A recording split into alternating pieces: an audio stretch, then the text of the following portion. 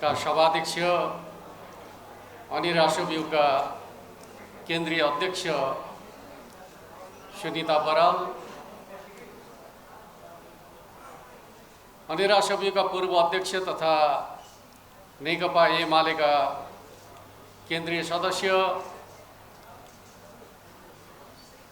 विद्यार्थी फाँटका in charge comrade Madhav Dhungel अनि राष्ट्रव्यूहका वरिष्ठ उपाध्यक्ष लगायत पदाधिकारी, कमरेडहरू र यहाँ उपस्थित हुनुभएका तपाईँ सम्पूर्ण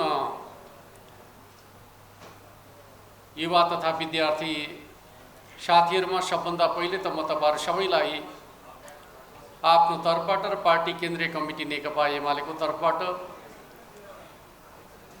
हार्दिक स्वागत गर्न चाहन्छु। क्रान्तिकारी अभिवादन, लाल सलाम अर्पण गर्न चाहन्छु। आज जननेता मदन भण्डारीको 71औं जन्म जयन्ती। मैले आफ्ना विचारहरू तपाईहरुका बीचमा राख्नु पहिले जननेता मदन भण्डारी प्रति उच्च श्रद्धा र सम्मानका साथ भावपूर्ण श्रद्धाञ्जली अर्पण गर्न चाहन्छु र तपाईहरुका बीचमा विषयवस्तुमा आधारित रहेर केही कुराहरू राख्ने अनुमति चाहन्छु। सबभन्दा पहिलो त हामी युवा पुस्ताको कुरा गर्दाखेरि मदन भण्डारीको राजनीतिक जीवनसँग जोडेर केही कुराहरू चर्चा गर्न चाहन्छु। मदन भण्डारी 18-19 वर्षको उमेर समूहमै रहँदा गीत र कविताका माध्यमबाट, लेखन र गायनका माध्यमबाट युवाहरूका बीचमा खोजिने एकजना पात्रका रूपमा चर्चित भइसक्नु भएको थियो। आफ्नो सृजनात्मक क्षमताका आधारमा उहाँले सामन्ती निरङ्कुशताका विरुद्ध, निरङ्कुश राजतन्त्रका विरुद्धको विद्रोहको आवाज, क्रान्तिकारी आवाजलाई विद्यार्थीहरूका बीचमा प्रस्तुत गर्ने सन्दर्भबाट उहाँ नेपालको राजनीतिमा खोजिने पात्रका रूपमा प्रस्तुत हुनुभयो र त्यसपछि कमरेड पुष्पलालको सम्पर्कमा आइसकेपछि उहाँले नेकपा पुष्पलाल समूहको सांस्कृतिक मोर्चाको जिम्मा प्राप्त गर्नुभयो। त्यस अर्थमा आज हामी विद्यार्थी आन्दोलनबाट बाहिर निक्लन हामीलाई बडा कठिन भइराखेको छ। तर उहाँ 18-19 वर्षको उमेरमा नै विद्यार्थी आन्दोलनबाट सांस्कृतिक जागरणको अभियानको नेतृत्वकर्ताका रूपमा उहाँले आफूलाई परिचित गराइसक्नु भएको थियो। र म तपाईहरुलाई भन्न चाहन्छु, आज नेपालको राजनीतिभित्र जुन प्रकारका अनुकूलताहरू छन्, अनुकूलतामा धेरै मान्छेहरू राजनीतिमा जोडिएका छन्।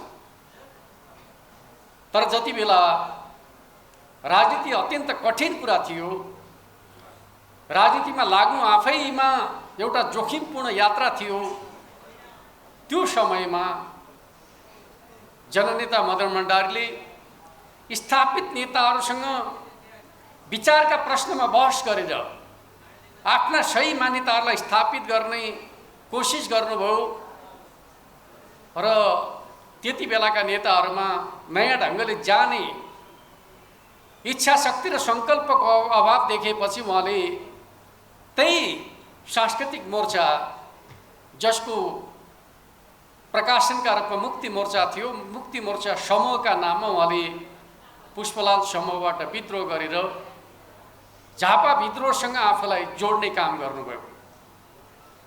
त्यति बेला झापा विद्रोह कोअर्डिनेसन केन्द्रका नामले सङ्गठित हुने प्रक्रियामा थियो र उहाँले मुक्ति मोर्चा समूहलाई कोअर्डिनेसन केन्द्रसँग जोड्ने खालको कामको अगुवाई गर्नुभयो र मदन भण्डारीकै अगुवाईमा निरङ्कुशताको समयमा उहाँकै व्यवस्थापनमा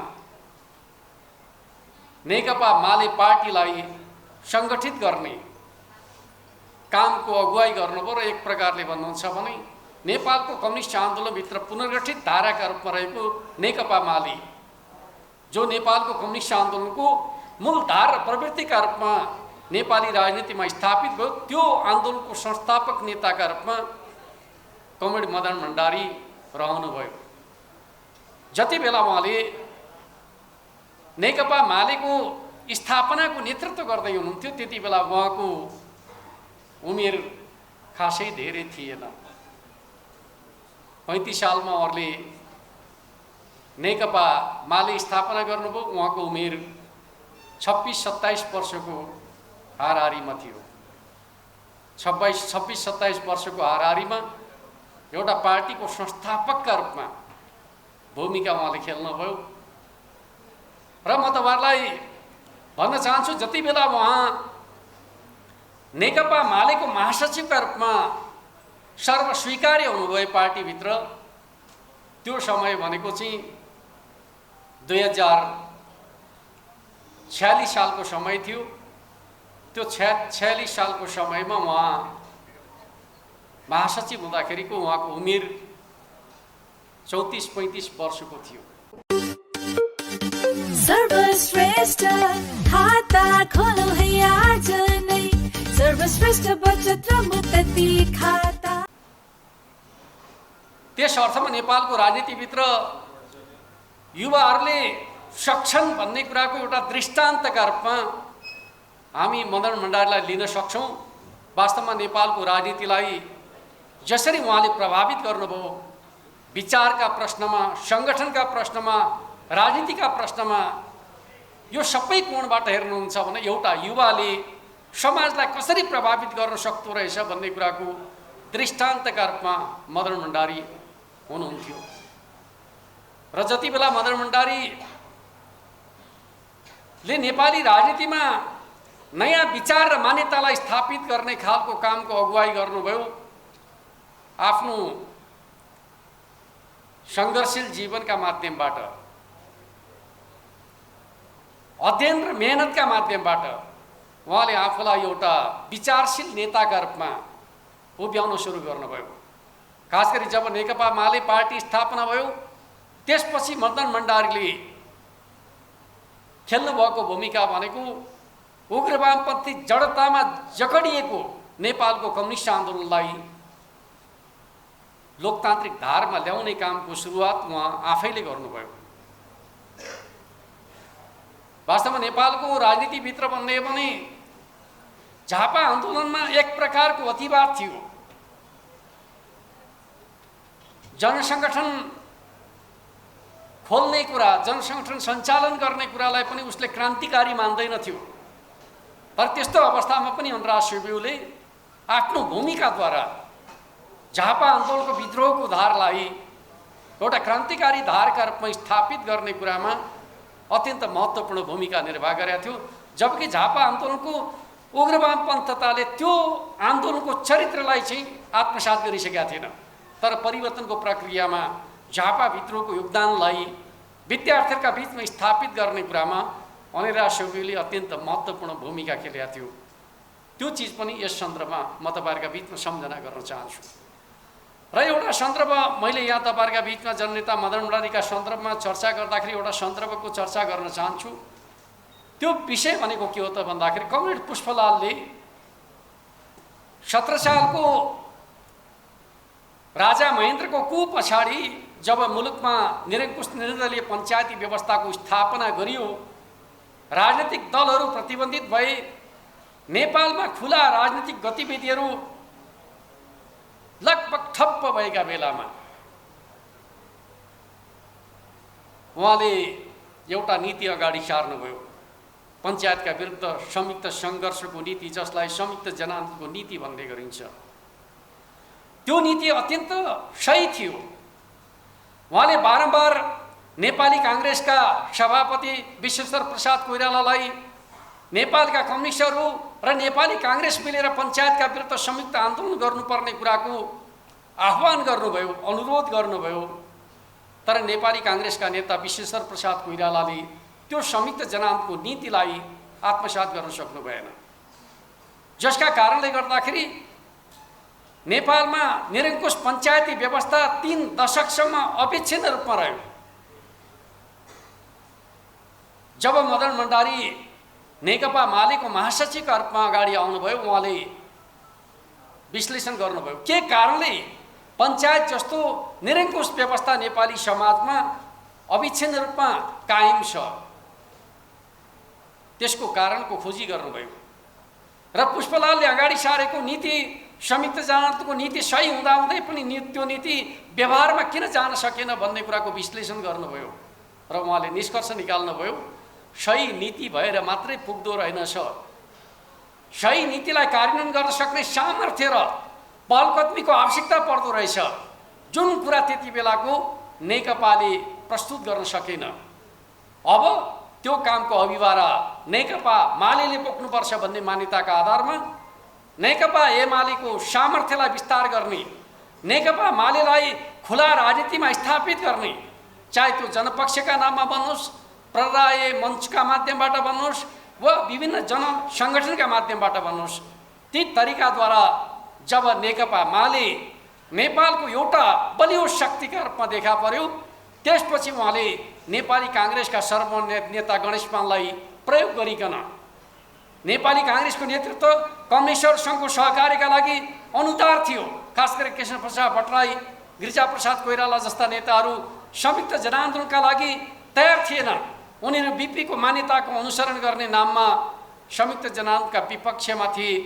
मदन भण्डारीले गणेश मानसँगको सम्पर्क बढाएर सहकार्य गर्ने काम गर्नुभयो र त्यसका माध्यमबाट गणेश मानले जब वामपन्थीहरूसँग सहकार्य गर्ने हो भने कससँग गर्ने भन्ने प्रश्न खडा गरिसकेपछि उहाँले भन्नुभयो कङ्ग्रेस तयार हुन्छ भने वामपन्थीहरूलाई एकताबद्ध गर्ने काम गर्न सकिन्छ भनेपछि गणेश मानले वामपन्थीहरू एक हुने हो भने म त्यो कामको जिम्मा लिन तयार छु भनेपछि नेपालका वामपन्थी पार्टीहरूलाई मिलाएर संयुक्त वाम मोर्चा गठन गर्ने कुराको अगुवाई गर्नुभयो र मदन भण्डारीको अगुवाईमा पहिलोपटक नेपालका वामपन्थी पार्टीहरू संयुक्त वाम मोर्चाका नाममा एकताबद्ध भए र त्यो संयुक्त वाम मोर्चासँग नेपाली काङ्ग्रेसले सहकार्य गरेपछि नेपालमा निरङ्कुश पञ्चायती व्यवस्थाको अन्त्य भयो।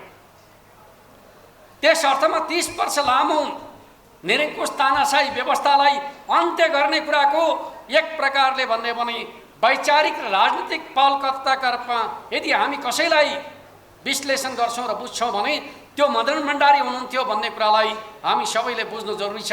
यद्यपि आन्दोलनको मोर्चामा, प्रत्यक्ष मोर्चामा, फ्रन्ट मोर्चामा मदन भण्डारी कहिले पनि बस्नु भएन, तर त्यसलाई दोहोऱ्याउने खालको कामको नेतृत्व गर्नुभयो। त्यसपछि जब मुलुकमा जनआन्दोलनले सफलता हासिल गर्यो, षड्यन्त्रहरू अन्त्य भएका थिएनन्। राजा वीरेन्द्रलाई उदारवादी राजाका रूपमा चित्रण त गरिन्थ्यो, तर राजा वीरेन्द्र स्वयं आफै पनि राजतन्त्रको भूमिकालाई कुनै न कुनै हिसाबले कायम गर्ने मान्यताका पक्षमा थिए र राजाद्वारा गठन गरिएको शाही आयोगका माध्यमबाट जनताका अधिकारहरूलाई खुम्च्याउने षड्यन्त्र भयो र लोकेन्द्र बहादुर चन्दको नेतृत्वमा अन्तरिम परिषद, मन्त्री परिषद गठन गर्ने काम भयो, जसको उद्देश्य जनआन्दोलनको राव प्रतापलाई शिथिल बनाउने थियो।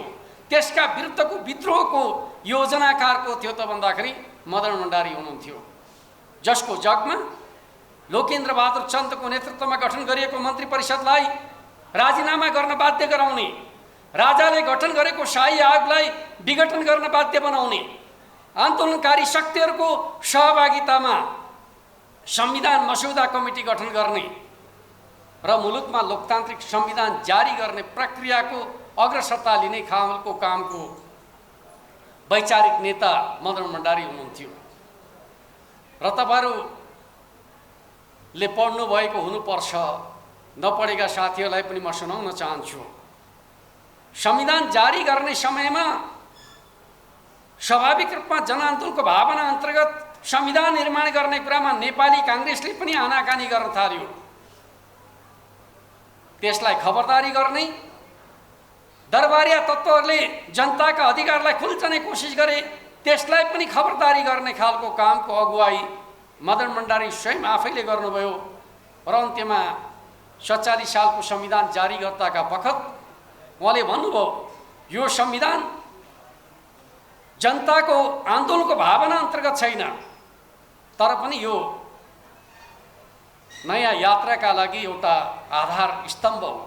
त्यस अर्थमा हामी संविधानप्रति आलोचनात्मक समर्थन गर्छौँ भन्ने मान्यताका आधारमा 27 बुँदे असहमति सार्वजनिक गर्ने काम गर्नुभयो र त्यो 27 बुँदे असहमति कति महत्त्वपूर्ण रहेछ भन्ने कुराको दृष्टान्त 62-63 को आन्दोलनद्वारा पुनर्स्थापित भएको प्रतिनिधि सभाको ऐतिहासिक घोषणा, जसलाई नेपालको जनआन्दोलनको म्याग्ना कार्टा भनेर पनि चर्चा गरियो, त्यो ऐतिहासिक घोषणा मदन भण्डारीले 47 सालको संविधान जारी गर्दाका बखत सार्वजनिक गरेको घोषणामा आधारित रह्यो।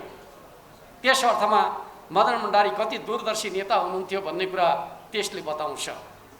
अर्कोतर्फ मदन भण्डारीको नेतृत्वमा नेपालको राजनीतिको नयाँ पुस्ता र पुरानो पुस्तालाई जोड्ने खालको कामको अगुवाई गर्नुभयो। कहिलेकाहीँ हाम्रा बीचमा बहस चल्ने गर्छ, राजनीतिको नेतृत्व कसले गर्ने।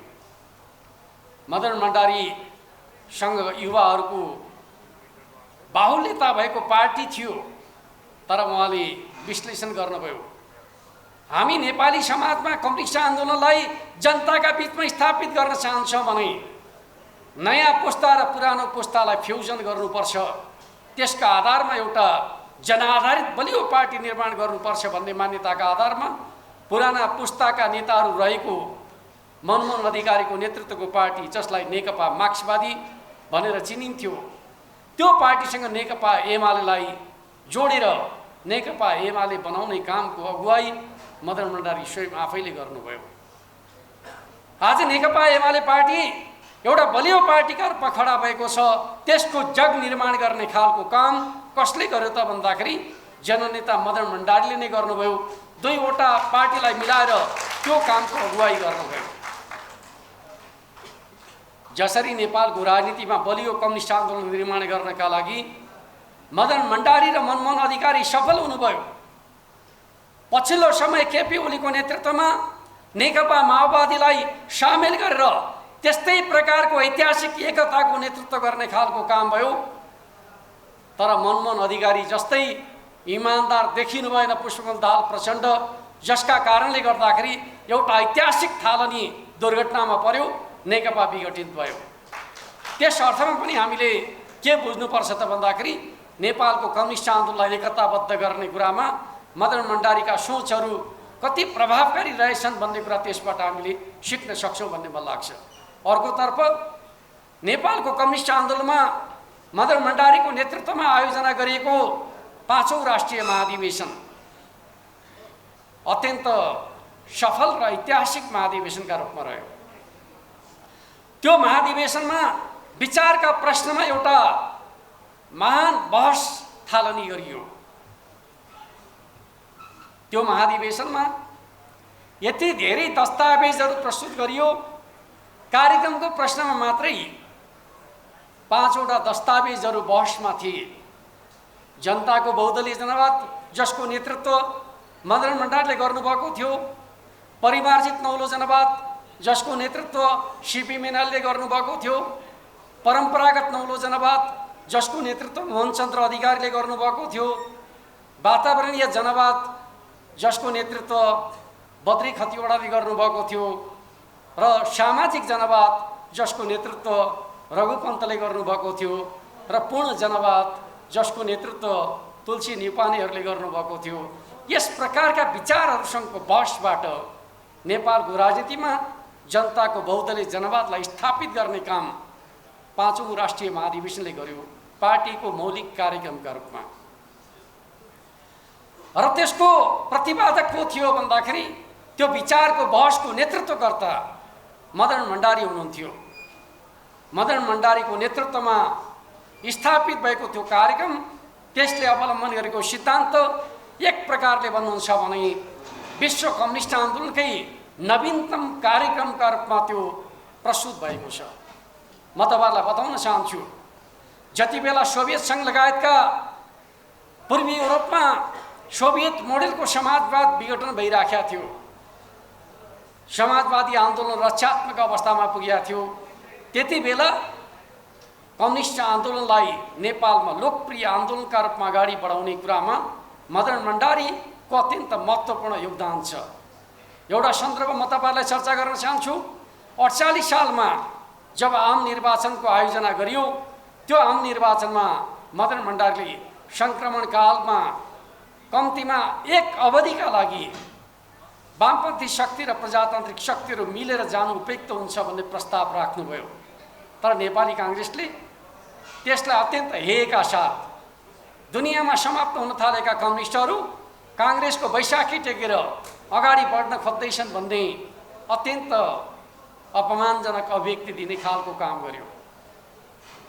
त्यसपछि उहाँले भन्नुभयो, ल दुईवटा पार्टीका बीचमा कार्यगत एकता हुन सक्दैन भने प्रमुख नेताहरूका बीचमा सहमति गरेर जाउँ, तपाईहरुले मनमोहन अधिकारीलाई साथ दिनुहोस्, हामी कृष्णप्रसाद भट्टराईलाई साथ दिन्छौँ, मुख्य नेताहरूले चुनाव हार्नु उचित हुँदैन।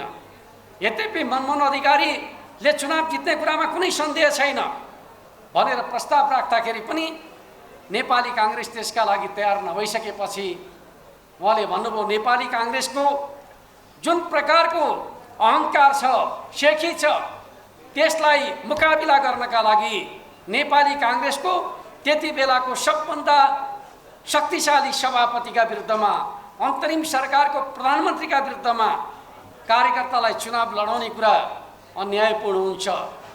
सबभन्दा कठिन चुनावको नेतृत्व म आफै गर्छु भनेर कृष्णप्रसाद भट्टराईसँग कांग्रेसको सबभन्दा बलियो क्षेत्र बानेश्वर क्षेत्रमा चुनाव लड्ने घोषणा गर्नुभयो मदन भण्डारीले।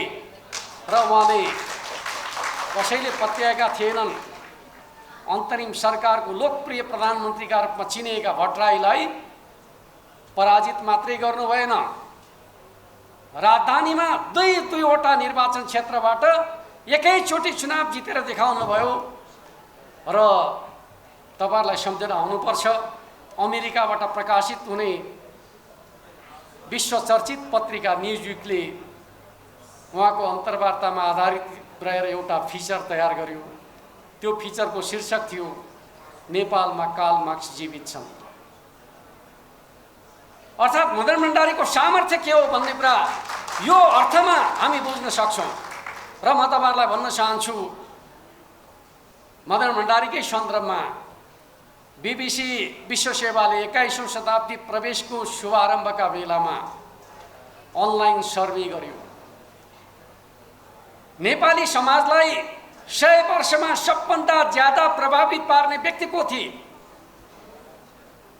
हरेक क्षेत्रका व्यक्तिहरूको नाम अनलाइनको छनौट सूचीमा राखियो। विश्वेश्वर प्रसाद कोइरालादेखि राजा महेन्द्रसम्म राखेर चाहिँ अनलाइन सर्वे गरियो र सबभन्दा धेरै अनलाइन सर्वेमा सामेल हुनेहरूको रोजाइ बन्यो मदन भण्डारी नै नेपाली राजनीतिलाई 100 वर्षमा सबभन्दा ज्यादा प्रभावित गर्ने व्यक्ति हुनुहुन्छ भन्ने कुरा अगाडि आयो। त्यस अर्थमा यो मदन भण्डारीको योगदानको चर्चा नेकपा एमाले वा उहाँका समर्थकहरूले मात्रै गरेको विषय होइन, नेपाली समाजले स्वीकार गरेको यथार्थ हो भन्ने कुरा तपाईँ हामी सबैले बुझ्नु जरुरी छ। मदन भण्डारी खुला राजनीतिमा संविधान सभाबाट संविधान जारी भएपछि के अरे संविधान नेपाल अधिराज्यको संविधान 2047 जारी भएपछि पार्टीलाई खुला गर्ने निर्णय भएसँगै उहाँ खुला हुनुभयो। त्यसपछि नेपालको राजनीतिमा वामपन्थी जागरणको एउटा नयाँ यात्रा सुरु भयो। जहाँ मदन भण्डारी पुग्नुहुन्छ त्यहाँ मानिसलाई बोलाउनु पर्दैन थियो, मानिसहरू आफै मदन भण्डारीलाई हेर्न र सुन्न आउँथे। आजको यो पार्टी जति जनताका बीचमा आधारित लोकप्रिय पार्टीका रूपमा स्थापित भएको छ, त्यति बेला कम्युनिस्ट आन्दोलनका सन्दर्भका बारेमा बुर्जुवाहरूले फैलाएका भ्रमहरूको कुराकानी गर्ने हो भने कम्युनिस्टहरू 60 वर्ष पुगेपछि बुढाबुढीहरूको हत्या गरिदिन्छन्, श्रीमतीहरूलाई साझा बनाइदिन्छन्, छोराछोरीहरूलाई बाबुआमाबाट अलग गरिदिन्छन्, कम्युनिस्टहरू भनेको यति असामाजिक हुन्छन् भन्ने प्रकारको प्रचार गाउँ गाउँका बस्तीहरूमा फैलाइएका बेलामा कम्युनिस्ट आन्दोलनलाई लोकप्रिय बनाउने कुरा सजिलो कुरा थिएन। तर मदन भण्डारीको त्यो व्यक्तित्वका कारणले गर्दाखेरि कम्युनिस्ट आन्दोलन देशका कुना कुनासम्म फैलन सम्भव भयो र नेपालको पुरानो पार्टीको सभापति अन्तरिम सरकारको प्रधानमन्त्रीलाई मदन भण्डारीले पराजित गरिसकेपछि नेपालको वामपन्थी आन्दोलनका रूपमा नेकपा एमाले जनताका लागि एउटा लोकप्रिय पार्टीका रूपमा प्रिय पार्टीका रूपमा स्थापित भयो र विचारका प्रश्नमा जनताको बहुदलीय जनवाद एउटा मान्यताको जगमा खडा भएको छ। त्यो मान्यता के हो त भन्दाखेरि कम्युनिस्ट आन्दोलनको लोकतान्त्रिकरणको मान्यता, संगठनको लोकतान्त्रिकरणको मान्यता, समाजको लोकतान्त्रिकरणको मान्यता र जनताको बहुदलीय जनवादले नेपालको जनवादी आन्दोलनका सन्दर्भका बारेमा स्थापित मान्यताहरूभित्र नयाँ विशेषताहरूलाई सामेल गर्ने काम गर्यो, जसलाई जनताको बहुदलीय जनवादको थप 14 विशेषता भनेर बुझ्ने गरिन्छ। यी 14 विशेषताहरू यस्ता विशेषता हुन् जसले कम्युनिस्ट आन्दोलनलाई परम्परागत ढाँचाबाट एउटा लोकतान्त्रिक कम्युनिस्ट आन्दोलनका रूपमा स्थापित गर्ने काम गरे र आज चुनावी प्रतिस्पर्धामा जनताका लागि स्वीकार्य शक्तिका रूपमा नेपालका कम्युनिस्टहरूलाई स्थापित गर्ने कामको नेतृत्व केले गरिरहेको छ भन्दाखेरि मदन भण्डारीबाट प्रतिपादित जनताको बहुदलीय जनवादले गरिराखेका छ। कतिपयले भन्ने गर्छन् जनताको बहुदलीय जनवादले अगाडि सारेका थप 14 विशेषताहरू कुनै मौलिक कुरा होइनन्। पुँजीवादी प्रजातन्त्रले अगाडि सार्दै आएका मान्यता हुन् भन्ने अर्थमा त्यसको आलोचना र प्रतिवाद गर्ने गर्छन्। तर म तपाईहरुलाई भन्न चाहन्छु, जति बेला मार्क्सवादले द्वन्द्वात्मक भौतिकवादको नयाँ सिद्धान्त प्रतिपादन गर्नुभयो त्यति बेला मार्क्सले भन्नुभएको छ, मभन्दा पहिलेका दार्शनिकहरूले हेगेलले द्वन्द्ववाद, फायरबाखले भौतिकवाद प्रतिपादन गरिसकेका थिए। तर हेगेलको द्वन्द्ववाद र फायरबाखको भौतिकवाद उनीहरूले खुट्टाले टेकाउनु पर्ने ठाउँमा टाउकोले टेकाएर राखेका थिए। मैले गरेको काम त कति मात्रै हो त भन्दाखेरि त्यो मान्यतालाई टाउकोले टेकेका ठाउँमा खुट्टाले टेकाइदिने काम मात्रै गरे हुँ। तर त्यो काम यति असाधारण महत्त्वको काम भयो जसले मार्क्सले अगाडि सारेको त्यो मान्यता, द्वन्द्वात्मक भौतिकवादको मान्यता, ऐतिहासिक भौतिकवादको मान्यता आज समाज विज्ञानको अध्ययनको मुख्य आधार बन्ने गरेका छ। मार्क्सवादीहरूले मात्रै होइन, पुँजीवादीहरूले पनि अनुसन्धान गर्ने मेथोडोलोजीका रूपमा त्यही द्वन्द्वात्मक भौतिकवाद र त्यही ऐतिहासिक भौतिकवादका सिद्धान्तहरूलाई, प्रस्तावनाहरूलाई आत्मसात गर्नका लागि बाध्य हुने गर्छन्। तर हामी कहाँ हाम्रो समाजका बुर्जुवाहरू, आफूलाई बौद्धिक भन्नेहरू मार्क्सवादको त्यो महत्त्वलाई जुन रूपमा आत्मसात गर्नुपर्ने हो गर्न सक्दैनन्। अत्यन्त दुःखको कुरा। अर्कोतिर म तपाईहरुलाई भन्न चाहन्छु, जननेता मदन भण्डारीले पनि त्यही काम गर्नुभएको। नेपालमा पुँजीपति वर्गहरूले पुँजीवादको रक्षाका लागि मानव जातिले आर्जन गरेका जीवन्त र मूल्यवान उपलब्धिहरू जसलाई पुँजीपति वर्गले आफ्नो पेवा बनाएर आफ्नो वर्ग स्वार्थका लागि प्रयोग गरेका थिए, मदन भण्डारीले भन्नुभयो पुँजीवादले आफ्नो विशेषताका रूपमा जे कुरा अगाडि सारेको छ त्यो पुँजीवादको विशेषता होइन, त्यो मानव जातिको उपलब्धि हो। मानव जातिको उपलब्धिलाई पुँजीवादले आफ्नो पेवाका रूपमा प्रयोग गरेको छ। त्यसलाई श्रमजीवी वर्गको मुक्तिको सिद्धान्तका रूपमा अगाडि बढाउन सकिन्छ भन्ने मान्यता मदन भण्डारीले अगाडि सार्नु भएको मान्यता हो। र त्यो मान्यताको जगमा आज सर्वहारा श्रमजीवी वर्ग, मेहनतकश मान्छेहरू राजनीतिको मूलधारमा आउने जुन प्रकारको सामर्थ्य तयार भएको छ त्यसको श्रेय कसैलाई जान्छ भने मदन भण्डारीलाई जान्छ भन्ने कुरालाई हामी सबैले बुझ्नु जरुरी छ भन्ने कुरा म तपाईहरुका बीचमा राख्न चाहन्छु। आज जनताका छोराछोरीहरू राजनीतिका सपना देख्दैछन्। त्यो सपना देखाउने बाटोको निर्माता को हो? नेपाली राजनीतिमा मदन भण्डारी। जसले त्यो आधार प्रदान गर्यो।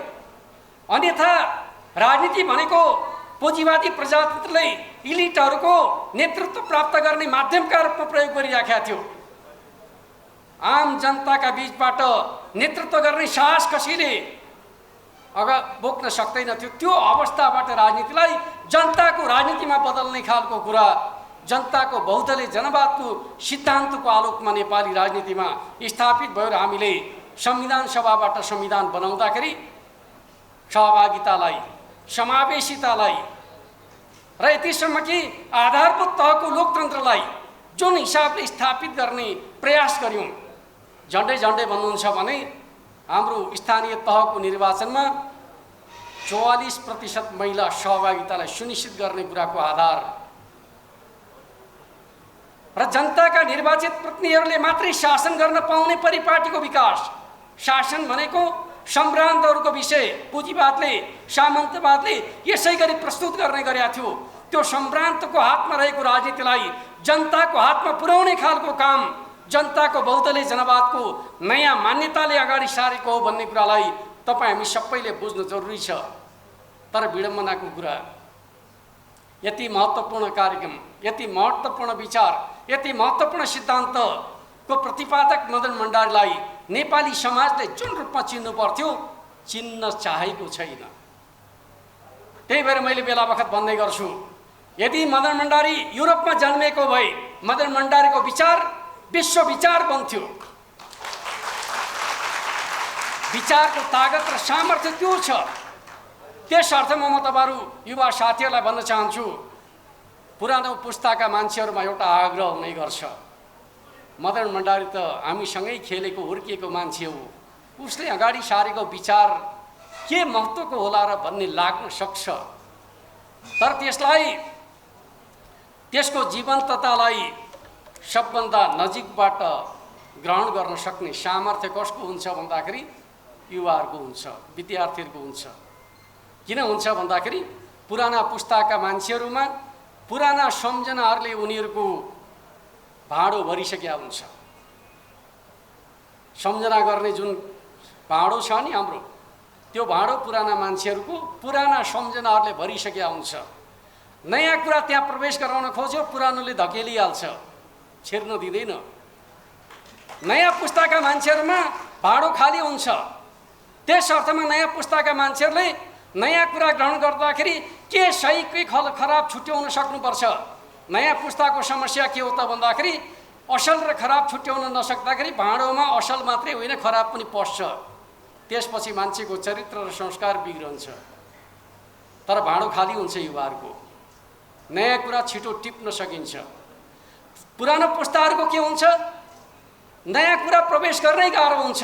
उनीहरू जस्ता छन् त्यस्तै रहिरहन चाहन्छन्, बदलिन चाहँदैनन्।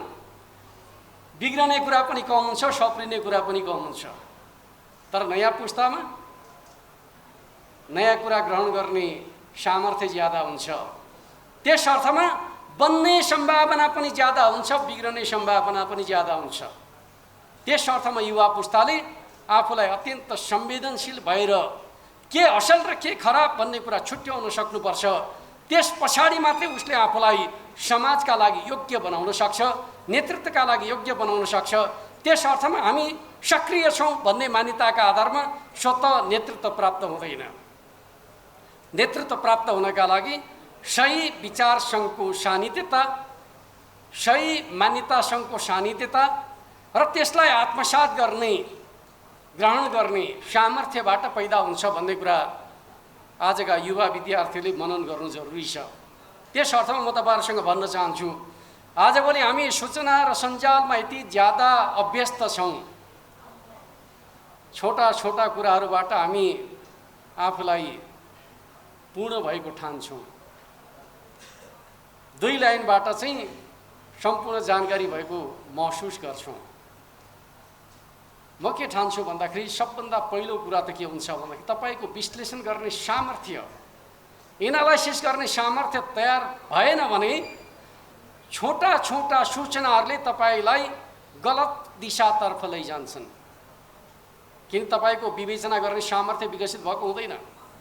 त्यस अर्थमा मैले हाम्रो एजुकेसन सिस्टमको एउटा मान्यताबाट तपाईहरुले आफूलाई कसरी प्रस्तुत गर्ने भन्ने कुराको शिक्षा लिन सक्नुहुन्छ भन्ने म ठान्छु।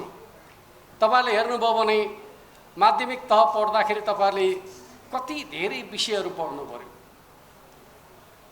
हैन? सबै विधाका विषयहरू पढ्नु पर्यो। जब तपाई उच्च माध्यमिकमा आउनुभयो पढ्ने विषय घट्यो। जब तपाई ब्याचलर गर्न थाल्नुभयो पढ्ने विषय अझ घट्यो। जब मास्टर गर्न थाल्नुहुन्छ पढ्ने विषय घटेर एउटा हुन्छ हैन?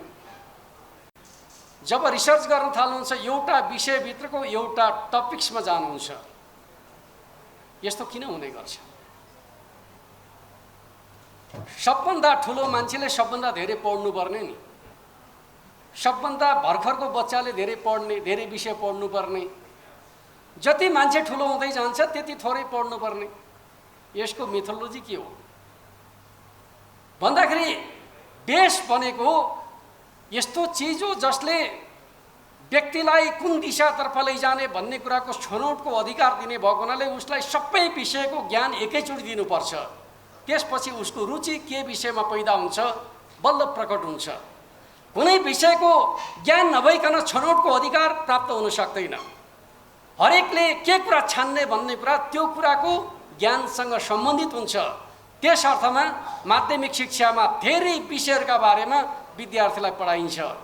त्यसपछि माथि बिस्तारै बिस्तारै संश्लेषण गर्ने काम सुरु हुन्छ र क्षमता बोकेको मान्छेले एउटा विषयको अनुसन्धान गर्दाखेरि हरेक विषयको अनुसन्धान गर्न सक्छ भन्ने मान्यताका आधारमा धेरै विषयको अनुसन्धान गर्नु पर्दैन।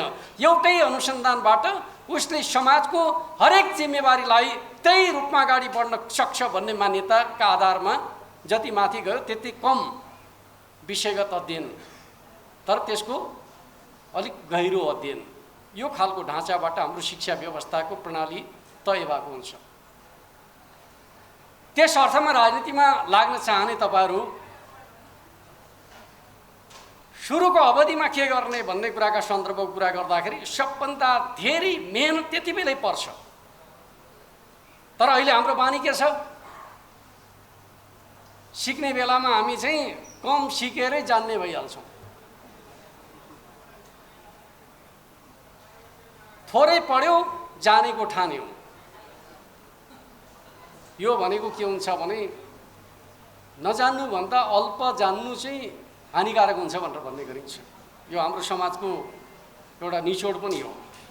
नजान्दाखेरि मान्छेले गल्ती गर्दैन, अल्प जान्यो भने उसले गल्ती गर्ने ज्यादा सम्भावना हुन्छ। उसलाई यस्तो विश्वास हुन्छ कि मैले जे जानेको छु यो नै ठिक हो भन्ने कुरा ठान्छ।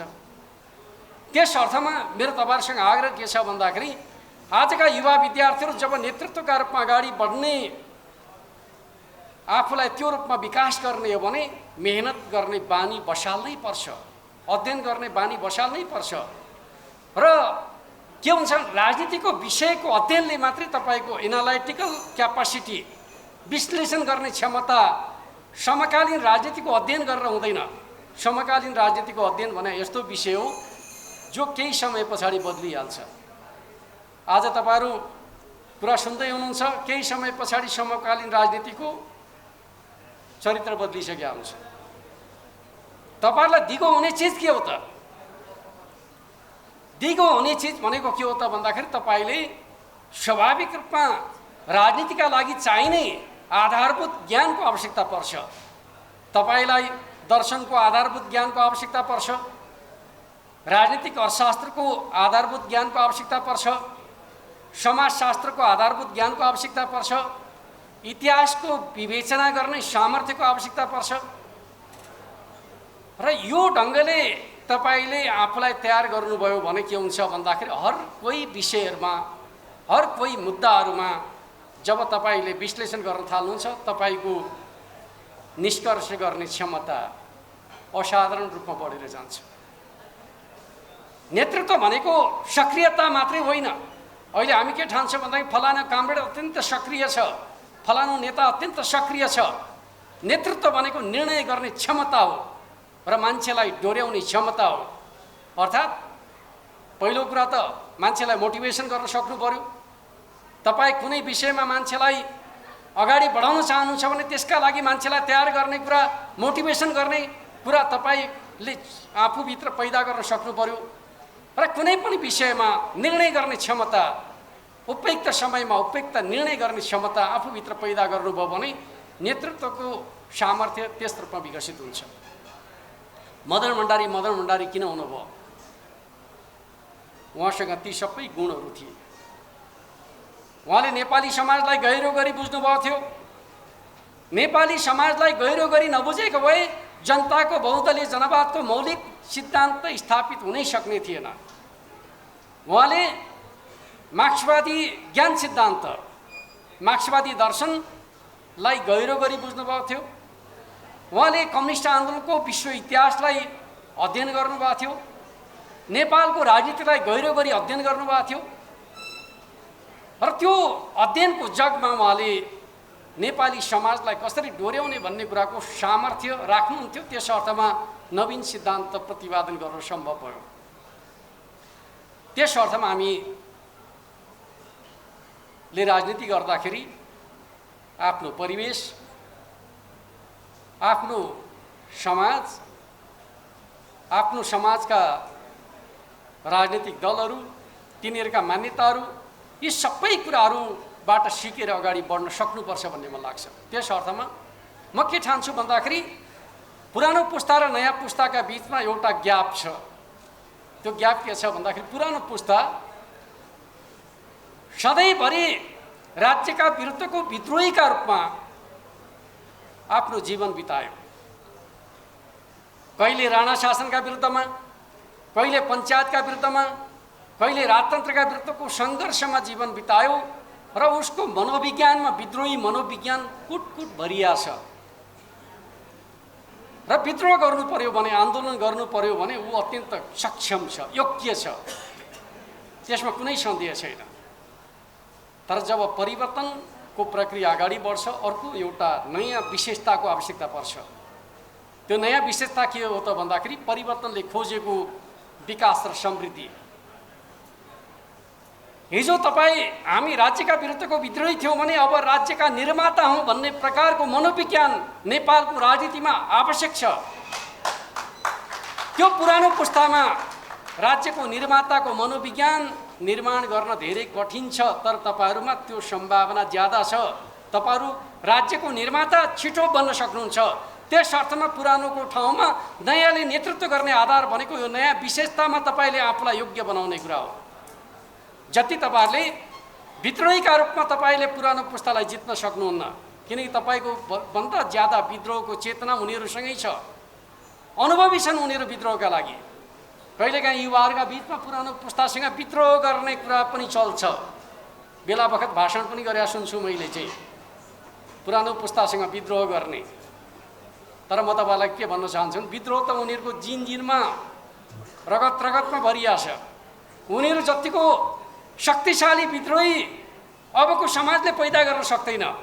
अबको समाजले पैदा गर्ने भनेको विद्रोही होइन, राष्ट्रको निर्माता हो, जुन तपाईँहरूका बिचबाट निर्माण हुन सक्छ। आजको राजनीतिको आवश्यकता के हो भन्ने कुरा, त्यो चिजलाई आजको पुस्ताले, आजका युवाहरूले गहिरो गरी मनन गर्न सक्नुपर्छ। त्यस पछाडि मात्रै राष्ट्र निर्माणको नयाँ यात्रा थालनी हुन्छ। आज युवाहरूमा जुन प्रकारको निराशा छ, त्यो निराशालाई तोड्नका लागि तपाईँहरूले राष्ट्र निर्माणको नयाँ सङ्कल्पको अभियानको नेतृत्व गर्न सक्नुपर्छ। यो कसरी सम्भव छ म तपाईँलाई बताउन चाहन्छु। क्रान्ति भने के हो?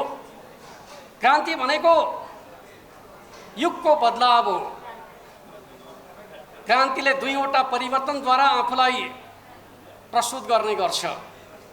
एउटा क्रान्तिले के गर्छ भन्दाखेरि एउटा वर्गको नेतृत्वमा रहेको राज्य सत्तालाई अर्को वर्गको नेतृत्वमा रूपान्तरित गर्छ। क्रान्तिले एउटा उत्पादन सम्बन्धलाई बदलेर नयाँ उत्पादन सम्बन्धको निर्माण गर्छ। हो त्यसैलाई युगको परिवर्तन भनेर भन्ने गरिन्छ। तर हामी कहाँ नेपालको राजनीतिमा पटक पटक राजनीतिक परिवर्तन भए, व्यवस्था बदलिए, युग बदलिएन। त्यस अर्थमा युगलाई बदल्ने सामर्थ्य बोकेका युवाहरू अब राजनीतिको नेतृत्वमा आउनुपर्छ र त्यसले समाजलाई बदल्छ, जुन कुराले क्रान्तिलाई पूर्णता दिन्छ। र त्यो अर्थमा मैले तपाईँहरूका बिचमा भन्न चाहेको कुरा के हो त भन्दाखेरि जनताको बहुदलीय जनवादले राजनीतिक क्रान्ति पछाडि समाजलाई बदल्ने तरिकाहरू सिकाएको छ। जनवादी व्यवस्थाको सुदृढीकरण सम्बन्धी अवधारणामा जननेता मदन मण्डलले उल्लेख गर्नुभएको छ, राजनीतिक क्रान्ति पछाडि समाजलाई अगाडि बढाउनका लागि 3वटा विशेष अवधि पार गरेर मात्रै हामी समाजवादमा प्रवेश गर्न सक्छौँ। त्यो 3वटा अवधि भनेको के हो त भन्दाखेरि पहिलो अवधि भनेको पुरानो समाज व्यवस्थाका अवशेषहरूलाई समूल रूपमा अन्त्य नगरिकन नयाँ समाजको निर्माण हुन सक्दैन। पुरानो समाजका विरासत बोकेर नयाँ समाजको यात्रा हुन सक्दैन। त्यस अर्थमा पहिलो काम जे चिजले समाजलाई अगाडि बढ्नका लागि रोकेको छ त्यो चिजलाई बदल्न सक्नुपर्छ, चाहे त्यो अर्थतन्त्रको क्षेत्रमा, चाहे समाज र संस्कृतिको क्षेत्रमा।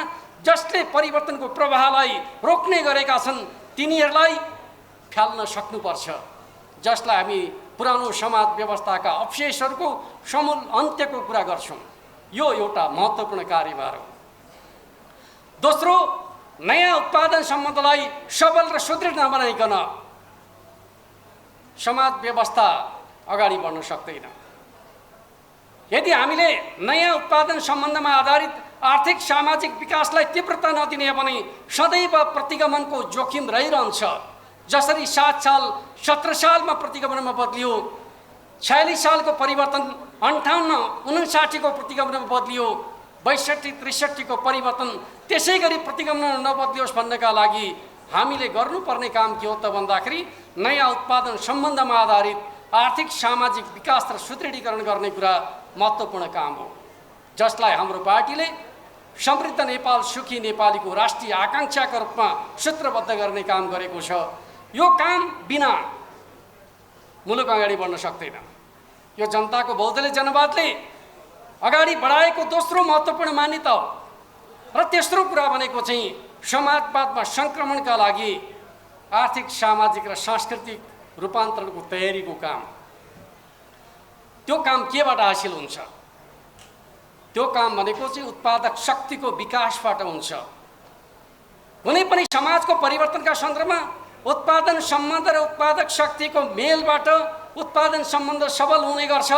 उत्पादन सम्बन्ध र उत्पादक शक्तिको सङ्घर्षबाट क्रान्तिको जन्म हुने गर्छ।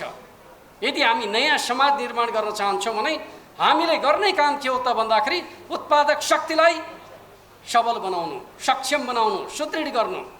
उत्पादक शक्ति त्यति बेला मात्रै सुदृढ हुन सक्छ जति बेला उसलाई हामीले 5वटा अनुकूल आधारहरू प्रदान गर्छौँ। पहिलो आधार,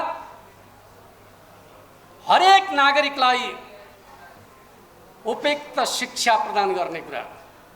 हरेक नागरिकको बिचमा एक प्रकारले भन्नुहुन्छ भने वैज्ञानिक, जनमुखी र व्यावहारिक शिक्षाको अवसर प्रदान गर्ने कुरा।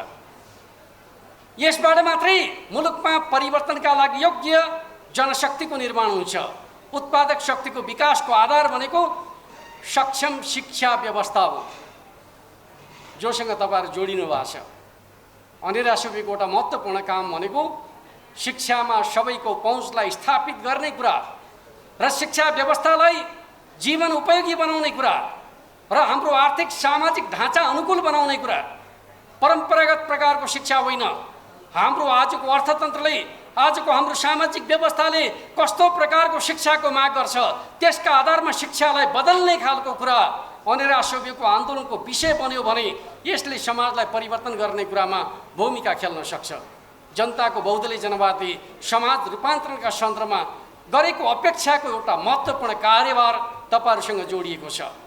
अर्को दोस्रो कार्यभार के हो त भन्दाखेरि सक्षम नागरिकहरू, शारीरिक रूपमा मानसिक रूपमा सक्षम नागरिकहरू तयार गर्ने। मान्छे शारीरिक रूपमा र मानसिक रूपमा सक्षम कसरी हुन सक्छ? सबभन्दा पहिले त उसलाई प्रजनन स्वास्थ्यदेखि लिएर चाहिँ पोषिलो खानेकुरादेखि लिएर खाद्य सम्प्रभुताको अधिकारको सुनिश्चिततादेखि लिएर चाहिँ आधारभूत स्वास्थ्य सेवाको सुनिश्चिततादेखि लिएर चाहिँ एक प्रकारले भन्यो भने मानसिक र शारीरिक स्वास्थ्यका लागि अनुकूल आधार तयार गर्ने कुरा यो राज्यले नागरिकहरूलाई प्रदान गर्न सक्नुपर्छ। हरेक नागरिकको जीवन स्वस्थ भयो भने बल्ल उसले राष्ट्र निर्माणको योगदान गर्न सक्छ। कमजोर र दुर्बल भएका मान्छेहरू, बिरामी भएका मान्छेहरूबाट राष्ट्रको समृद्धिको नेतृत्व हुन सक्दैन। सक्षम मान्छेहरूले नै राष्ट्र निर्माणमा योगदान गर्न सक्छन्। त्यस अर्थमा मानिसको स्वास्थ्य अवस्थालाई अनुकूल बनाउने कुरा यो दोस्रो महत्त्वपूर्ण विषय हो। तेस्रो विषय म तपाईहरुका बीचमा चर्चा गर्न चाहन्छु। तेस्रो विषय के हो त भन्दाखेरि मार्क्सवादले परिकल्पना गर्दाखेरि उत्पादक शक्तिको महत्त्वपूर्ण योगदान भनेको मानव श्रम हो भन्ने मान्यताबाट मार्क्सवादले आफूलाई प्रस्तुत गर्ने काम गर्यो। तर म तपाईहरुलाई भन्न चाहन्छु, आजका जमानामा मानव श्रमले मात्रै उत्पादनमा निर्णायक भूमिका खेल्न सक्दैन। आजको मानव श्रमलाई विज्ञान र प्रविधिद्वारा, यन्त्र उपकरणद्वारा मानव श्रमलाई विस्तार गर्ने सामर्थ्यको निर्माण भइसकेको छ। त्यस अर्थमा राष्ट्र निर्माण गर्ने हो भने, राष्ट्रलाई बलियो बनाउने हो भने हरेक सक्षम नागरिकहरूले यन्त्र उपकरण प्रयोग गर्न सक्ने, प्रविधिको प्रयोग गर्न सक्ने सामर्थ्यको निर्माण गर्न सक्नुपर्छ। त्यसपछि मात्रै हाम्रो राष्ट्र रूपान्तरणको प्रक्रिया सुरु हुन्छ। अर्को विषय, हाम्रो मुलुकमा समृद्धि हासिल गर्नका लागि पुँजी निर्माणको सामर्थ्य निर्माण गर्नु जरुरी छ। पुँजी निर्माण बिना राष्ट्र अगाडि बढ्न सक्दैन। आज यो 5 दलीय गठबन्धनले जे हालत बनाएको छ, यसको सबभन्दा कमजोर पक्ष भनेको नेपालमा असाधारण रूपमा पुँजी निर्माणको काम कमजोर भएर गयो। राष्ट्र निर्माणको काम अवरुद्ध भयो। पुँजी निर्माणलाई तीव्रता दिने हो भने सबभन्दा महत्त्वपूर्ण कुरा जनताको नजिक आर्थिक क्रियाकलाप पुर्याउने, जनतामा बचत गर्ने क्षमता वृद्धि गर्ने, बचतको संस्कृति निर्माण गर्ने, त्यसको जगमा मात्रै राष्ट्रिय पुँजीको निर्माण हुन सक्छ। राष्ट्रिय पुँजी निर्माण गर्ने कुरा हाम्रो समृद्धिको महत्त्वपूर्ण आधार हो भन्ने कुरालाई हामीले बुझ्नु जरुरी छ भन्ने कुरा म तपाईहरुका बीचमा राख्न चाहन्छु। अर्को विषय जो मार्क्सवादी आन्दोलनकै सन्दर्भमा भन्नुस् अलिकति नयाँ विवेचनाका साथ जानुपर्ने विषय पनि हो। त्यो भने के हो त भन्दाखेरि पहिले हाम्रो आन्दोलनभित्र चाहिँ कम्युनिस्ट आन्दोलनलाई सर्वहारा वर्ग जन्माउने आन्दोलनका रूपमा चित्रण गर्न खोजियो। यो सही हो कि होइन? होइन। सर्वहारा वर्गलाई जन्माउने काम पुँजीवादले गर्छ, कम्युनिस्ट आन्दोलनले होइन। सर्वहारा वर्गलाई मुक्त गर्ने काम चाहिँ कम्युनिस्ट आन्दोलनले गर्छ। कम्युनिस्ट आन्दोलनको कर्तव्य सर्वहाराको मुक्ति हो, अर्थात् सर्वहारा वर्गलाई साधन र स्रोतद्वारा लैस गर्ने काम कम्युनिस्ट आन्दोलनको काम हो, समाजवादी आन्दोलनको काम हो। त्यस अर्थमा हामीले एउटा मान्यता समाजमा स्थापित गर्न सक्नुपर्छ। हरेक नागरिक आफ्नो जीवनको आरम्भमा श्रमिकका रूपमा काम गरोस्। तपाईहरुले सुन्नुभयो कि सुन्नु भएन, राष्ट्रपति बाराक ओबामाका छोरीहरू रेस्टुरेन्टमा गएर चाहिँ काम गरे भनेर चाहिँ समाचार आए। अमेरिका जस्तो पुँजीवादी मुलुकमा राष्ट्रपतिका छोरीहरू चाहिँ श्रमिकका रूपमा काम गर्न तयार भए। तर हाम्रो मुलुकमा पढे लेखेका युवाहरू श्रमिक बन्न तयार छैनौँ। हामीलाई सुकिलो जागिर चाहिएको छ। यो चिन्तनबाट नै हाम्रो समाज बन्छ कि बन्दैन भन्ने कुरा छुट्टिन्छ। सुकिलो जागिरबाट उत्पादन हुँदैन। उत्पादन बिना राष्ट्रले स्वाधीनता हासिल गर्न सक्दैन। जागिर खाने जमात जति बढाउनुस् त्यसले उत्पादनमा कुनै योगदान हुन्छ? कलम बोकेर हिँड्ने कर्मचारीको सङ्ख्याको फौज तयार गरिदिनुस्, धानको उत्पादन बढ्छ, पशुपालन व्यवसायमा प्रगति हुन्छ, उद्योग धन्दा कल कारखानामा उत्पादन सुरु हुन्छ। मान्छेको जीवनलाई चाहिएको कुरा के हो भने उत्पादन हो। वस्तु र सेवाको उत्पादन राष्ट्रको समृद्धिको आधार हो। तर आज हामीले हाम्रो समाजमा जुन प्रकारको मनोविज्ञान तयार गरेका छौँ, युवाहरू श्रमिक बन्नै नचाहने, श्रममूलक काममा जोडिनै नचाहने, यो चिज पनि खराब हो। त्यसपछि एकपटकको श्रमिकलाई सधैँको श्रमिकका रूपमा राख्न खोज्ने जुन प्रकारको प्रणाली छ, यो पनि खराब हो। त्यस अर्थमा हामीले एउटा मान्यता बनाउन सक्नुपर्छ। हरेक मान्छेहरू जीवनमा श्रमिकका रूपमा प्रवेश गर्नेछन् र उनीहरू आफ्नो अनुभवद्वारा व्यवस्थापकका रूपमा आफूलाई प्रस्तुत गर्नेछन्। त्यस अर्थमा एकपल्टको श्रमिक आफ्नो अनुभवद्वारा रोजगारदातामा रूपान्तरित गर्ने आन्दोलनका रूपमा हाम्रो आन्दोलनलाई परिभाषित गर्न सक्नुपर्छ। त्यसले राष्ट्र निर्माण गर्छ। राष्ट्र निर्माणको बाटो आजका युवाहरूले कोर्ने बाटो यस प्रकारको हुनुपर्छ। तब मात्रै हामीले हाम्रो मुलुकलाई समृद्ध बनाउन सक्छौँ, एउटा स्वाधीन राष्ट्रका रूपमा नेपाललाई निर्माण गर्न सक्छौँ। र अन्तिम कुरा म तपाईँहरूका बिचमा राख्न चाहन्छु, मदन भण्डारी सदैव नीति सिद्धान्त र व्यवहारका बिचको सङ्गतिको कुरा गर्नुहुन्थ्यो। तपाईँहरूले बाहिर राख्नु पनि भएको छ, अघि हाम्रो माधवजीले चर्चा पनि गर्नुभयो। सिद्धान्तको रङ खैरो हुन्छ, जीवनको रङ हरियो हुन्छ। सिद्धान्तलाई जीवनसँग जोड्नुपर्छ। जुन सिद्धान्त जीवनसँग जोडिँदैन त्यो सिद्धान्तको कुनै अर्थ हुँदैन। तर अर्कोतर्फ उल्टाएर तपाईँहरूले हेर्नुभयो भने जुन जीवन सिद्धान्तद्वारा निर्देशित हुँदैन त्यो जीवनको पनि केही अर्थ हुँदैन।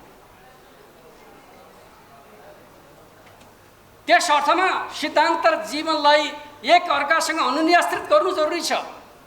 तर आज हाम्रो 5 दलीय गठबन्धन सिद्धान्तहीन गठबन्धनका रूपमा, उद्देश्यहीन गठबन्धनका रूपमा अगाडि बढ्दाखेरिको परिणाम राष्ट्रको समृद्धिको यात्रा रोकिया छ। म तपाईँहरूलाई सुनाउन चाहन्छु, नेकपा एमाले सरकारमा रहँदा र नेकपा एमाले सरकारबाट बाहिरिएको यो 9 महिनाको अवधिमा मुलुकको अवस्थामा के प्रभाव पर्यो भन्ने कुराका सन्दर्भमा 4-5 वटा इन्डिकेटरको म चर्चा गर्न चाहन्छु। पहिलो कुरा त नेकपा एमाले सरकारमा रहँदाखेरि मुलुकको शोधनान्तर स्थिति बचतको अवस्थामा थियो। आज मुलुकको शोधनान्तर स्थिति असाधारण घाटामा, झन्डै 3 खरब घाटामा पुर्याएको छ 9 महिनाको अवधिमा। कति गम्भीर कुरा हो भन्नु त। अर्कोतिर नेकपा एमाले सरकारमा रहँदा यो मुलुकको विदेशी मुद्राको सञ्चिति 11 महिनाको वस्तु र सेवा आयात गर्न सक्ने क्षमताको थियो। 9 महिनाको अवधिमा विदेशी मुद्राको सञ्चिति घटेर 6 महिनाको वस्तु र सेवा आयात गर्न नसक्ने अवस्थामा झरिसक्यो। तर उनीहरू गठबन्धन बनिराखेका छन्। मुलुकको हालत यस्तो भइसक्यो। नेकपा एमाले सरकारमा रहँदा मुद्रास्फीति दर, जसलाई तपाईँहरूले मूल्य वृद्धि दरका रूपमा पनि बुझ्न सक्नुहुन्छ, औसतमा 3.7% को हाराहारीमा थियो। आज त्यो बढेर 7.8% को हाराहारीमा पुगिसक्यो। जबकि नेपालमा उपभोक्ता मूल्यको वृद्धि हुने समय साउनबाट सुरु हुन्छ र त्यो तिहारसम्म, छठसम्म जान्छ। जति बेला नेपालमा सबभन्दा धेरै वस्तु र सेवाको खरिद बिक्री हुने गर्छ, त्यो समय आउनै बाँकी छ। तर मूल्य वृद्धि बढेर चाहिँ 7.3% पुगिसक्यो। नेकपा एमालेको सरकार बनेको समयभन्दा दोब्बरभन्दा ज्यादा भइसक्यो।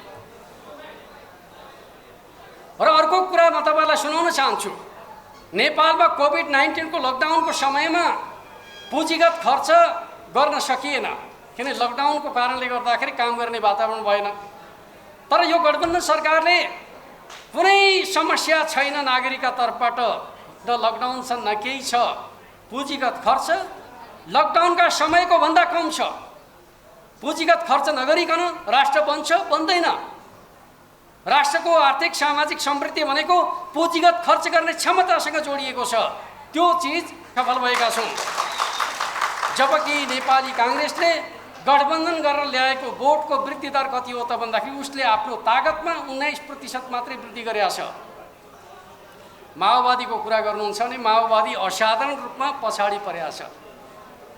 74 सालमा उसले 17% मत प्राप्त गरेको थियो, अहिले ऊ 12.5% मा झरेको छ। बुझ्नुभयो नि, सिट बढायो भनेर मक्ख परेको छ, जनता घट्या थाहै छैन। अब नेपालको वामपन्थी आन्दोलनको मुख्य शक्ति को भन्ने कुराको बहस अन्त्य भएको छ। नेपालको वामपन्थी आन्दोलनको एकमात्र शक्ति भनेको नेकपा एमाले हो। अरू बाँकीहरू वामपन्थी रहेनन्, नेपालको पुँजीवादी आन्दोलनका सहयोगी बन्न पुगेका छन्, बुर्जुवा शक्तिका सहयोगी बन्न पुगेका छन्। त्यस अर्थमा अब वामपन्थी आन्दोलनको मुख्य शक्ति भन्ने कुराको बहसलाई यो स्थानीय चुनावले अन्त्य गरिदिएको छ। अब एमाले नै नेपालको प्रगतिशील रूपान्तरणको मुख्य शक्ति हो भन्ने कुरालाई यसले स्थापित गरेको छ। अर्कोतिर म तपाईँलाई सुनाउन चाहन्छु, कुल सदर मतदाताहरूमध्ये हामीले 34% मत प्राप्त गरेका छौँ। नेपाली काङ्ग्रेसले 33% मत प्राप्त गरेका छ। यो कोणबाट हेर्नुहुन्छ भने नेपालको सबभन्दा ठुलो लोकप्रिय पार्टी कुन हो भन्दाखेरि कुनै सन्देह छैन, त्यो नेकपा एमाले हो। नेकपा एमालेको जितलाई आज गठबन्धनका नाममा खुम्च्याउने काम भएको छ। यसले राष्ट्र बन्छ? बन्दैन।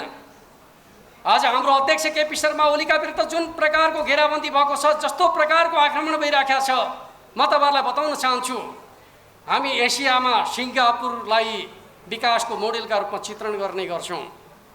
सिङ्गापुरका निर्माताका रूपमा चर्चामा रहने ली कुन यूको जीवनमा पनि एक समय पार्टीभित्र यस्तै प्रकारको साधारण सङ्कट उत्पन्न भएको थियो, यस्तै प्रकारको घेराबन्दी भएको थियो, समाजमा जातीय द्वन्द्व सिर्जना गरिएको थियो। आज पनि तपाईँहरूमध्ये कोही सिङ्गापुर जानुभएको छ भने आज अथवा तपाईँहरूले अनलाइनका माध्यमबाट सर्च गर्नुभयो भने सिङ्गापुरका सहरहरूमा अलग अलग रङका घरहरू देख्न पाउनुहुन्छ, अलग अलग बस्तीका रूपमा। जातीय द्वन्द्वको परिणाम थियो। त्यसलाई सम्हालेर सबै प्रकारका विद्रोहहरूको सामना गरेर बलियो नेतृत्व दिएका कारणले नै सिङ्गापुर बन्न सकेको हो भन्ने कुराको सच्चाइलाई बुझ्ने हो भने, यो राष्ट्र बनाउने हो भने कमरेड केपी ओलीका नेतृत्वमा नेकपा एमालेलाई बलियो राष्ट्रिय शक्तिका रूपमा निर्माण गर्नु जरुरी छ। यो काम आजका युवाहरूले गर्नुपर्ने काम हो भन्ने कुरालाई तपाईँ हामी सबैले बुझ्नु जरुरी छ भन्ने कुरा म तपाईँहरूका बिचमा राख्न चाहन्छु। अर्को कुरा पनि म तपाईँहरूलाई सुनाउँछु, मलेसियाको कुरा। मलेसियामा मोहतरम मोहम्मद महाथिर प्रधानमन्त्री भइसकेपछि उनले मलेसियाको समृद्धिको एउटा सोच बनाए, खाका कोरे र मलेसिया अगाडि बढ्न थाल्यो। त्यसपछि मलेसियामा एउटा नारा सुरु भयो, युवाको नेतृत्वको नारा। त्यसपछि महाथिरले त्यसलाई स्वीकार गरे, जिम्मा लगाइदिए, ल चलाउनु, मुलुक अब सही बाटोमा गयो। उनले नेतृत्व सुम्पेको 5 वर्ष पुग्दा नपुग्दै मलेसिया फेरि पुरानै अवस्थामा रसातलमा पुग्यो र महाथिरले फेरि राजनीतिमा आउनु पर्यो। मलाई लाग्छ दक्षिण एसियाका सबभन्दा बुढा नेता तिनै होलान्। अहिले मलेसिया समृद्धिको यात्रामा 5 लाखभन्दा बढी नेपालीहरूलाई रोजगार दिने रोजगारदाता मुलुकका रूपमा अगाडि बढ्न सक्यो। यसले के बताउँछ? यसले के बताउँछ भन्दाखेरि राष्ट्र निर्माणका लागि visionary leadership, strong political party, त्यस प्रकारको कमिटमेन्ट र त्यसलाई साथ दिने युवाहरूको जमातको आवश्यकता पर्छ। त्यो चिज जसले हासिल गर्न सक्छ त्यसले नै राष्ट्र निर्माणको नेतृत्व गर्न सक्छ। विचारविहीन युवाहरूद्वारा नेतृत्व गर्ने बित्तिकै त हुँदो रहेनछ नि त। त्यस अर्थमा नेतृत्वका लागि आफूलाई अगाडि बढाउने युवाहरूले विचारका प्रश्नमा आफूलाई लेस गर्नु पर्यो। सिद्धान्त र विचारका प्रश्नमा लेस भएका, एक प्रकारले मुलुकलाई निर्माण गर्ने भिजनरी एप्रोचका साथ अगाडि बढ्ने सामर्थ्य भयो भने स्वाभाविक रूपमा राष्ट्र निर्माणको नेतृत्व गर्न सकिन्छ। जसरी राजनीतिक परिवर्तनको नेतृत्व मदन भण्डारीले कम उमेरमा गर्नुभयो, 42 वर्षको उमेरमा त उहाँ हामीबाट बिदा हुनुभयो। तर पनि आज हामी जब मुलुकमा सङ्कट पैदा हुन्छ मदन भण्डारी भएको भए भनेर सम्झना गर्ने गर्छौँ। 42 वर्षको उमेरमा हामीबाट बिदा भएको मान्छेलाई हामीले विचारका प्रश्नमा, राजनीतिका प्रश्नमा, सङ्गठनका प्रश्नमा, आदर्शका प्रश्नमा पछ्याउनु पर्ने अवस्था निर्माण गर्न सकिँदो रहेछ। के का आधारमा? उमेरले होइन, सामर्थ्यले, चेतनाले, ज्ञानले, समर्पणले। यो चिजलाई बुझ्नु जरुरी छ। त्यो चिज आजका युवाहरूले हासिल गर्न सकिन्छ। फेरि म तपाईँहरूलाई पुरानै कुरा दोहोऱ्याउन चाहन्छु, यदि तपाईँहरूले चाहनुभयो भने तपाईँहरूको दिमाग नयाँ कुरा सिक्नका लागि खाली छ। असल कुरा सिक्नुहोस्। जननेता मदन भण्डारीले अवलम्बन गर्नुभएको जे नयाँ वैचारिक मान्यता छ त्यो मान्यताका आधारमा समाजलाई कसरी डोर्याउने भन्ने कुराको विवेचना गर्नुहोस्, त्यसका आधारमा उपायहरूको खोजी गर्नुहोस् र त्यसले तपाईँलाई एउटा सफल नेतृत्वका रूपमा अगाडि बढाउने आधार तयार गर्नेछ। र मलाई लाग्छ आज तपाईँहरूले अन्डरासभ्यका माध्यमबाट नयाँ पुस्ता भनेर जे कुरा गर्नुभएको छ यो नयाँ पुस्तालाई सक्षम बनाउने कामको नेतृत्व अन्डरासभ्यले गर्नुपर्छ। अन्डरासभ्य भनेको नेतृत्व निर्माणको कारखाना हो। जति धेरै तपाईँहरूले उत्पादन गर्नुहुन्छ कारखानाबाट सक्षम नेतृत्व भने अघि मैले धेरै विवेचना गरिसकेको छु, तपाईँहरूका बिचमा चर्चा गर्नु पर्दैन। अहिलेको अवस्थामा तपाईँहरू सक्षम हुनका लागि तपाईँहरूले सबभन्दा धेरै मेहनत गर्नुपर्छ, सबभन्दा धेरै त्याग र आदर्शको अनुपम हुनुपर्छ। तर कस्तो हुन्छ, विद्यार्थी आन्दोलनभित्र चाहिँ एक प्रकारले भन्यो भने निजी शिक्षासँग जोडिएर एक प्रकारले प्रलोभनमा फस्ने नेतृत्व निर्माण भयो भने त्यो नेतृत्वले राष्ट्र बनाउँछ? बनाउँदैन। भर्खर बामे सर्दै स्वार्थहरूमा आधारित भएर चल्न थाल्यो भने त्यसले राष्ट्र निर्माणको नेतृत्व गर्न सक्छ? यो समय तपाईँहरूका लागि आदर्शको समय हो, यो समय तपाईँहरूका लागि विचार सिद्धान्त अध्ययन गर्ने समय हो, त्यसका आधारमा अभ्यास गर्ने समय हो भन्ने कुरालाई आत्मसात गर्नुभयो भने एउटा सक्षम नेतृत्व अन्डरासभ्यले प्रदान गर्न सक्छ। त्यो दिशातर्फ अन्डरासभ्यको नेतृत्व अगाडि बढोस्, यही शुभकामनाका साथ जननेता मदन भण्डारीप्रति पुनः श्रद्धा सुमन अर्पण गर्दै म आफ्नो भनाइलाई अन्त्य गर्न चाहन्छु। हस्त धन्यवाद, अभिवादन, लाल सलाम।